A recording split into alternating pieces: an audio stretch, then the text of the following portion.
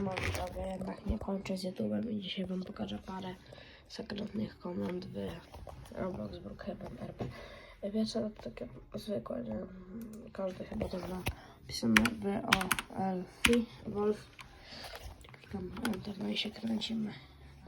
I druga komenda. Jak macie na przykład zapełniony czat, ja nie mam zapełnionego aż tak, ale mam tutaj jakieś napisy. Klikacie to, nie, bez spacji. Clear,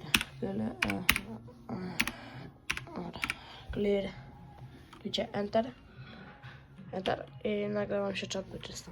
Nie wiem, fajne. Jeszcze sposób na latanie. I ludzie może się na to nabiorą, że niby jesteście hakerami. Dobra. A, F, K. Enter. I ja teraz latam. No, więc narka.